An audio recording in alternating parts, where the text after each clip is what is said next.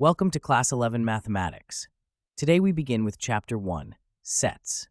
This fundamental concept was developed by the German mathematician Georg Cantor in the late 19th century, and today it forms the foundation of almost every branch of mathematics. So what exactly is a set? A set is a well-defined collection of objects. These objects could be numbers, people, letters, or anything you can think of.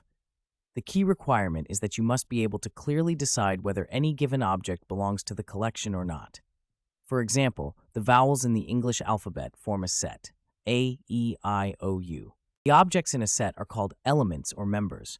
We use the Greek symbol epsilon to denote membership. If an element A belongs to set A, we write A belongs to A. If B is not in A, we write B does not belong to A. This notation is essential for working with sets. There are two main ways to represent a set. First is the roster or tabular form, where we list all elements within curly braces. For example, the set of even numbers less than 7 is written as 2, 4, 6. Remember, the order doesn't matter, and we don't repeat elements. The second method is set builder form. Here, we describe elements by a common property they all share. We write it as the set of all x such that x satisfies some property. For instance, the set of vowels can be written as v equals x such that x is a vowel in the English alphabet. Now, let's talk about a special type of set, the empty set. Also called the null set or void set, it contains no elements at all. We denote it by the Greek letter phi or empty braces. An example would be the set of natural numbers between 1 and 2, which doesn't exist. Sets can be finite or infinite. A finite set has a definite, countable number of elements. An infinite set goes on forever. The set of natural numbers 1, 2, 3, and so on is infinite. We use n of s to denote the number of elements in a set S. Two sets are said to be equal if they contain exactly the same elements. The order in which elements are listed doesn't matter. Also, repeating an element doesn't change the set, so the set 1, 2, 3 is equal to the set 3, 2, 1, and also equal to 1, 1, 2, 3. A very important concept is that of subsets. Set A is a subset of set B if every element of A is also an element of B. We write this as A is a subset of B. Every set is a subset of itself, and the empty set is a subset of every set. Let's learn some important standard number sets. N represents natural numbers, 1, 2, 3, and so on. Z represents integers, including negative numbers. Q represents rational numbers, and R represents real numbers. These sets are nested. Natural numbers are a subset of integers, which are a subset of rational numbers, which are a subset of real numbers. Intervals are special subsets of real numbers.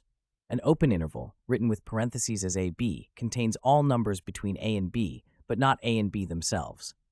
A closed interval, written with square brackets as AB, includes both endpoints. The length of any interval is simply B minus A. In any particular context, there's usually a main set that we're working with. This is called the universal set, denoted by U. All other sets we discuss are subsets of this universal set. For example, if we're studying integers, the universal set could be the set of rational numbers or even real numbers. Venn diagrams are a wonderful visual tool for understanding sets. Named after the English logician John Venn, these diagrams use a rectangle to represent the universal set and circles inside to represent subsets. The elements are written inside their respective circles, making relationships easy to see. Now we come to operations on sets. The union of sets A and B, written as A union B, contains all elements that are in A or in B or in both. Common elements are taken only once. This operation follows the commutative law. A union B equals B union A. The intersection of sets A and B, written as A intersection B, contains only the elements that are common to both A and B. If two sets have no common elements, their intersection is empty, and we call them disjoint sets. Like union, intersection is also commutative. The difference of sets A and B, written as A minus B, contains elements that are in A but not in B. Unlike union and intersection, order matters here. A minus B is not the same as B minus A. Interestingly, the three sets A minus B, A intersection B, and B minus A are all mutually disjoint. The complement of a set A, denoted A prime, is the set of all elements in the universal set U that are not in A. In other words, A prime equals U minus A. An interesting property is that the complement of A gives back A itself. This is called double complementation. De Morgan's laws are fundamental relationships in set theory. The first law states that the complement of A union B equals A prime intersection B prime. The second law states that the complement of A intersection B equals A prime union B prime. In simple terms, the complement of a union is the intersection of complements, and vice versa. Let's review the key properties of complements. First, A union A prime equals the universal set U. Second, A intersection A prime equals the empty set. Third, the complement of the empty set is U, and the complement of U is the empty set. All these can be beautifully verified using Venn diagrams. The distributive laws connect union and intersection operations. The first states that A intersection with B union C equals A intersection B union A intersection C. The second states that A union with B intersection C equals A union B intersection A union C. These laws are essential for simplifying complex set expressions. Sets have many practical applications in real life. In probability theory, sets help us calculate chances of events. In databases, set operations help filter and query data efficiently. Classification systems in science use sets to categorize objects. Even in computer science, many data structures are built on set concepts. When solving problems with sets, always start by drawing Venn diagrams to visualize the situation. Apply De Morgan's laws to simplify complex expressions. For counting elements, use the formula n of A union B equals n of A plus n of B minus n of A intersection B. Break complex problems into smaller, manageable parts. Here are some key formulas to memorize. For counting, n of A union B equals n of A plus n of B minus n of A intersection B.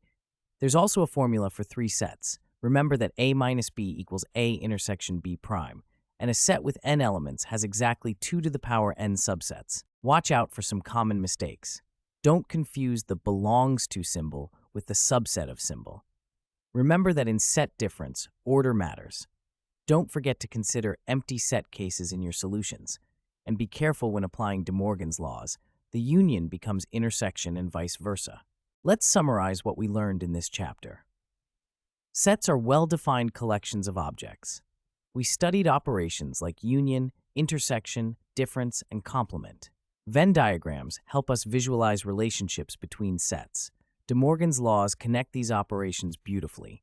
This chapter forms the foundation for understanding relations and functions, which we'll study next. Thank you for joining Chapter 1 on sets.